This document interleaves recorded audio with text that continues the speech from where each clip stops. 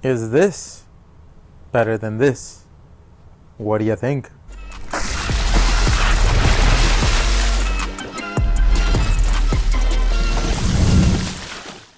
What's up guys, Vinny here with Sneaker Tweaker, and today we have the versus video on Nike Zoom Freak 4 versus the Nike Zoom Freak 5. Both of these shoes were honestly great performers. I've enjoyed my time in both of them. However, there is a definite winner. As always, let's start it off with the traction. The Zoom Freak 5 has a multi-directional traction pattern which is made up of Giannis's logo, and then you have what is called the Nike smear traction in the heel.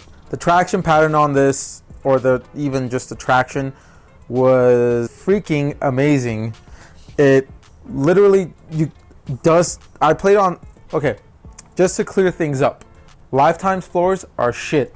Like, they have not been maintaining their floors well at all, and it still bit through that, and I was able to go through multiple plays without having to wipe. The wiping is super quick, super fast. Even though the grooves are pretty tight and close to each other, I didn't have any issues. Now, the rubber compound is pretty soft, so I wouldn't say this is the best shoe to take outdoors, but for indoors, you're good to go. And it was money.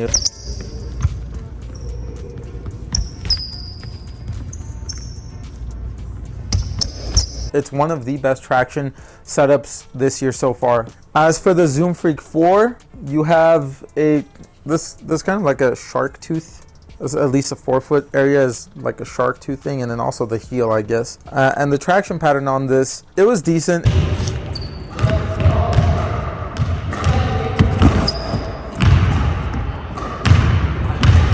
It worked well. It got better the more you played in it, but it honestly does not compare to this. I mean, the pattern in itself is kind of like, I guess, waves is how I would describe it. It's still kind of like a wavy herringbone pattern, multi-directional still. The only thing is that right off the bat, this didn't perform amazingly. I mean, it didn't perform at an elite level even later on. It performed well, just not great. This one, however, did. So clearly the winner in this situation, or in this category for traction, is the Zoom Freak 5. Also, just to kind of backtrack on that, the Zoom Freak 4's traction pattern is a lot more shallow, and I just feel like this one for sure is not going to last outdoors. This one you have a better chance with. The rubber's thicker and the grooves are deeper. So do with that information as you will. Winner for traction, the Zoom Freak 5. Now, the cushion is kind of where they went a different direction. The midsole foam is still Cushlon. However, for the forefoot, you still have Zoom, but on the Zoom Freak 4, you have the two Zoom pods, whereas the Zoom Freak 5, the Zoom unit is pretty much encased in the forefoot. It's really not visible.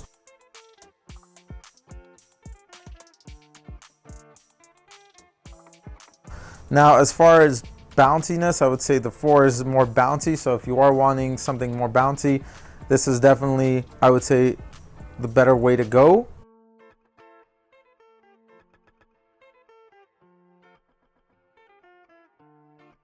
However, if you're wanting to just get a pair of hoop shoes that has good cushion, that's adequate, you really can't go wrong either way. My preference still is the Zoom Freak 5. You get adequate cushion, impact protection, and on top of that, you're lower to the ground and better court feel. So this for me is a better cushion setup. Some people might want to do this more, but just with the traction and cushion combination, the Zoom Freak 5 for me is the better option. For the fit, they both fit true to size. This one honestly is so much easier to put on. I mean, not that this one's hard, but this one's a lot easier to put on, and on top of that, a lot less break-in time needed initially. This one I had to break in for a little bit. It was a little tight around the forefoot area, and it squeezed a little bit, but it did break in well over time. This one, it was just good to go right off the bat. It was a nice one-to-one fit. I absolutely love the fit in this shoe. Honestly, I would say one of my favorite fitting shoes all time. I know it's a huge compliment to give, but it's true. I can't lie. So fit, I'm gonna go with the Zoom Freak 5 as well. Now for materials are going to be a little different. This one's a textile upper, and you do have the synthetic leather for the Zoom Freak 5 on the toe cap and goes through partially through the medial side on where the eyelets are, and same on the lateral side. It literally just goes from the toe cap to where the eyelets are and to the heel for the synthetic leather, and I guess kind of the heel counter. And for the Zoom Freak 4, it's more of a mesh upper. This one you would think is a lot more breathable, but I mean they're pretty similar as far as breathability. And support wise, they're also pretty similar. They're both pretty minimalistic, I would say, for support. You really don't get a midfoot shank plate on either shoe and no real heel counter, I would say. However, you're still pretty locked down on both shoes, and I didn't really have any issues as far as tipping over, my foot going off the footbed or anything like that. So for support and materials, I guess I would tie it up. For my overall rating though, I mean it's pretty obvious.